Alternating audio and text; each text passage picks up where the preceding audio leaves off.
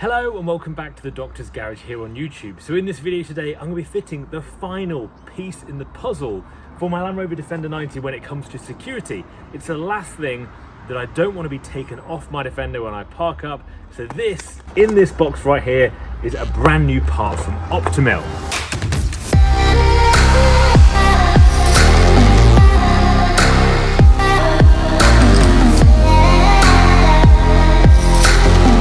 Now, as you've probably noticed on my Defender, I've got a bit of an Optimill addiction. I've done the front doors, I've done the rear door, all with the security hinges in black all round. I think it looks great and also gives me that peace of mind when I do park up that they're not going to get stolen. I've also gone ahead and done the exterior door handles because that's a major piece really that could be picked and, to be honest, just looks a lot better cosmetically with my new black anodized ones. Today I'm going to be fitting this part from Optimill, which essentially replaces your old bonnet hinges with these brand new ones. Now, I've gone for the black anodized finish ones and this is what they look like.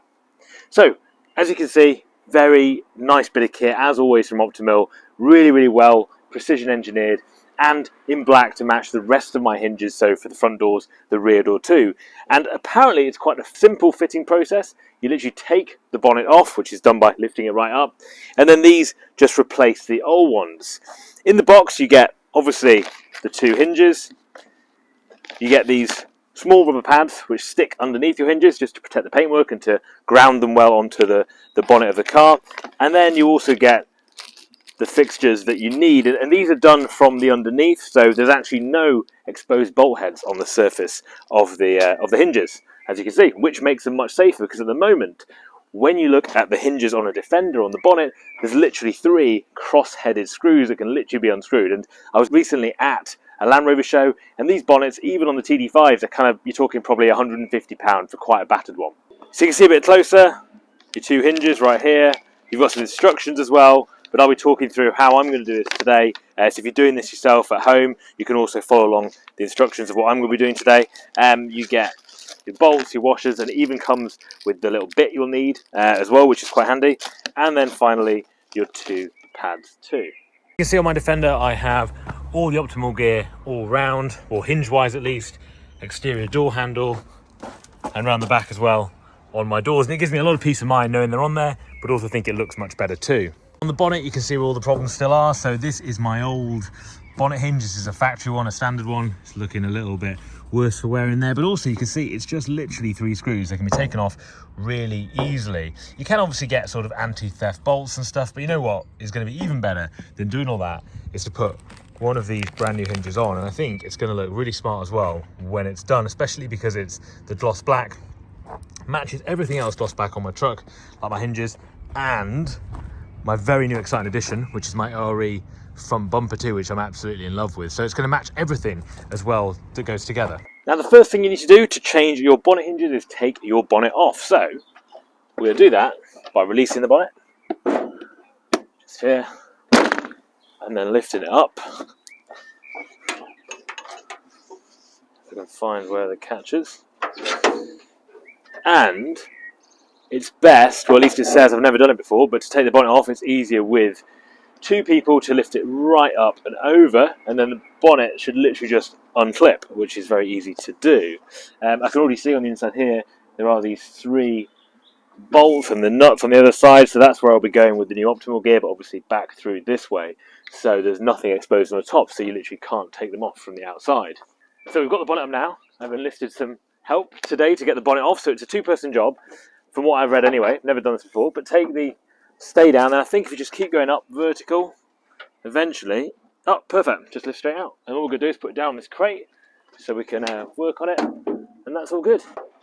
To get these off, we've just got to use a screwdriver and something to hold the nut on the other side.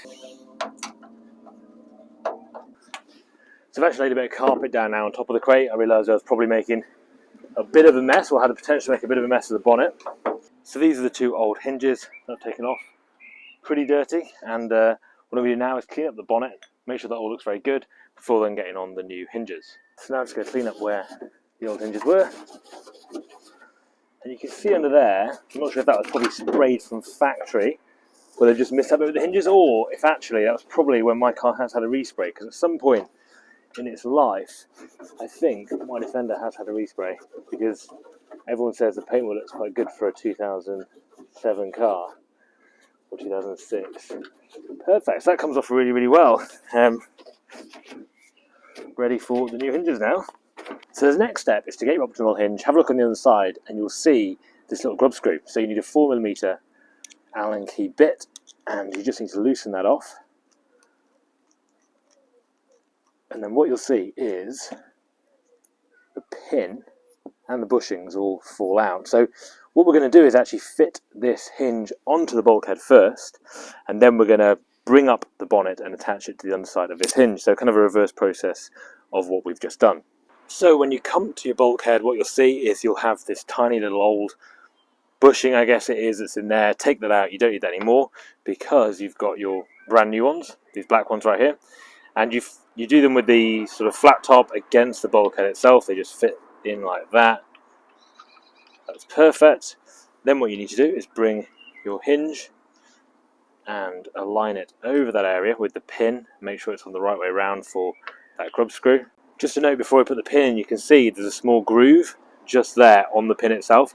That needs to sit alongside the grub screw, so it makes sure it locks it in place and it cannot move. Holds it in place and make sure it can't come out.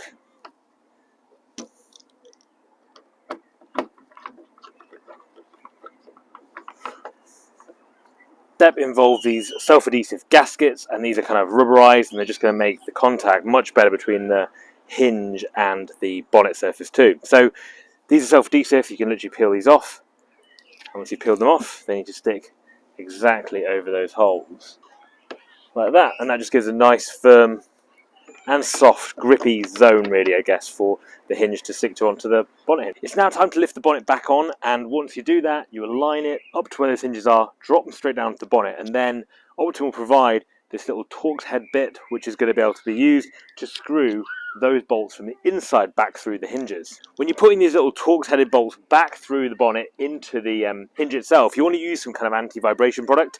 I use Loctite 243 to make sure they don't come out. So what we're doing is putting it back over here where it was before, and then what I'm going to do is drop the hinges down and find where they are from this side. So I think that's just about gone in there, yeah. So now we should just be able to close it gently. Let's have a look.